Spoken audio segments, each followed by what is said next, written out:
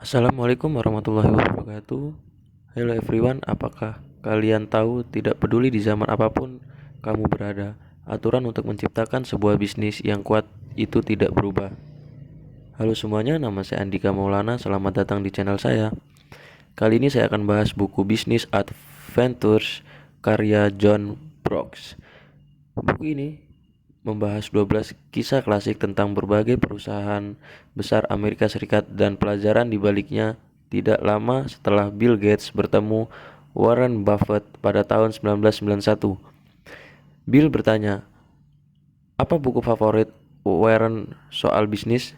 Warren lalu menjawab, "Buku Business Adventures karya John Brooks." Sejak itu, buku ini menjadi buku favorit Bill Gates. Memang betul, banyak kisah dalam buku ini sudah tidak relevan lagi karena buku ini berisi kumpulan artikel New Yorker pada tahun 1960-an. Umumnya, menjadi tiga hal penting dari buku ini.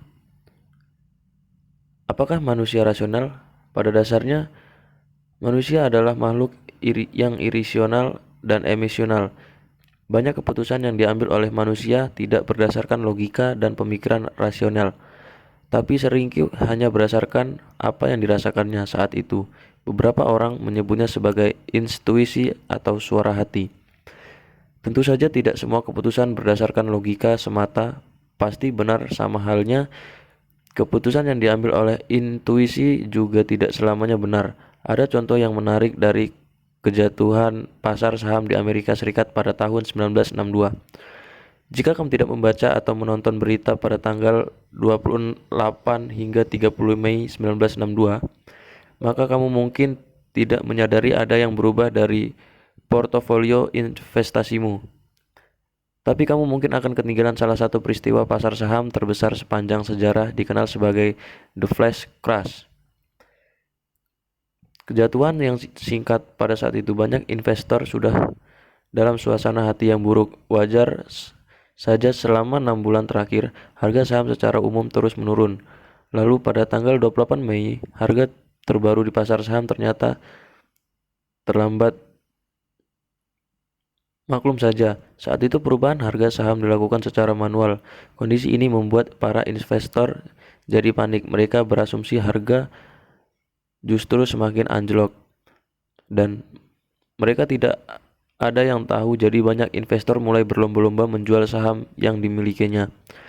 Harga pun turun semakin dalam hingga sampai satu titik banyak investor berlomba-lomba membeli sahamnya kembali. Dalam beberapa hari kondisi pasar sudah kembali seperti semula. Kisah ini menunjukkan betapa tidak terduganya pasar saham. Seorang investor profesional yang kita anggap merupakan orang yang rasional ternyata tidak begitu dihadapkan dalam kondisi pasar yang acak. Kedua, bisnis tidak selamanya di atas. Di era sekarang, pintar merupakan benda yang umum kita temui entah di rumah, sekolah, kantor, dan sebagainya. Bahkan seiring berkembangnya zaman, kita mulai beralih ke digital. Tapi pada tahun 1960-an, ada sebuah perusahaan yang dikenal sebagai pelopor fotokopi otomatis bernama Xerox. Saat itu mesin fotokopi Xerox merupakan mimpi para pebisnis. Mereka yang ingin punya satu di kantor. Mereka, setiap orang yang memulai sebuah bisnis biasanya punya satu harapan. Mereka tentunya ingin sukses. Tapi kenyataannya sangat sulit untuk keluar dari fase startup lalu beneran menghasilkan profit. Saking sulitnya, banyak sekali perusahaan rintisan yang gagal. Ada beberapa hal yang penting harus dijalankan. Misalnya, kamu harus punya rencana bisnis yang kuat, punya modal yang cukup, dan punya visi yang bisa membuat kamu terus maju. Ketika menghadapi begitu banyak tantangan, tapi walaupun kamu sudah punya semua itu, tetap saja ada masalah yang mungkin hanya dialami olehmu seorang. Ketika muncul sebuah teknologi baru, tentunya ada pro dan kontra. Di satu sisi, teknologi membuat hidup manusia lebih mudah, tapi di sisi lain teknologi baru mendisrupsi bisnis yang sudah ada atau bahkan bisa membuat bangkrut bisnis lama yang sudah ada.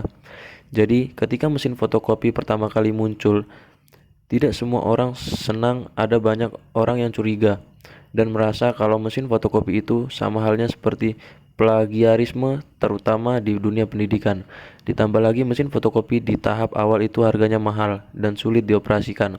Di tengah begitu banyak tekanan, pendiri Xerox mulai ragu dan merasa apakah ini merupakan kesalahan atau tidak. Bahkan mereka sampai memberitahu teman dan keluarga mereka untuk tidak berinvestasi pada saham Xerox karena takut kehilangan uang. Beruntungnya Xerox berhasil dan mereka menikmati manisnya ketika gagalnya sebuah produk yang inovatif tahun 1955. Seringkali diuji sebagai tahun automobil di Amerika Serikat karena bisnis yang sedang melejit. Bagi produsen mobil, situasi ini membuat produsen mobil Ford percaya untuk meluncurkan tipe mobil baru untuk kelas menengah. Tipe mobil tersebut dinamakan Excel dan diluncurkan pada tahun 1957, tapi kemudian ditarik. Apa yang terjadi? Ada banyak faktor yang menyebabkan produk tersebut gagal. Pertama, riset pasar yang tidak update saat pengembangan produk hingga peluncuran Excel ada jeda waktu 9 tahun. Alasan terbesar karena perang Korea pada tahun 1950. Jadi ketika Excel diluncurkan, preferensi konsumsi konsumen sudah berubah. Mereka tidak suka dengan mobil besar dengan kekuatan yang tinggi. Mereka lebih suka mobil dengan tipe yang compact, lebih kecil dan kekuatan yang lebih rendah.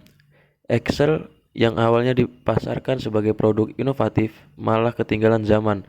Kedua, nama Excel sendiri berasal dari nama satu-satunya anak laki-laki dari pendiri perusahaan, yaitu Henry Ford.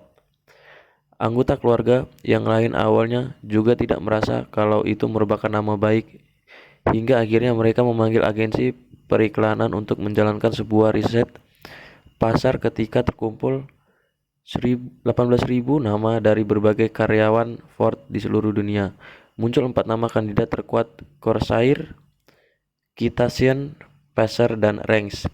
Namun pada akhirnya pimpinan perusahaan menafikan semuanya dan memutuskan untuk menggunakan nama Excel.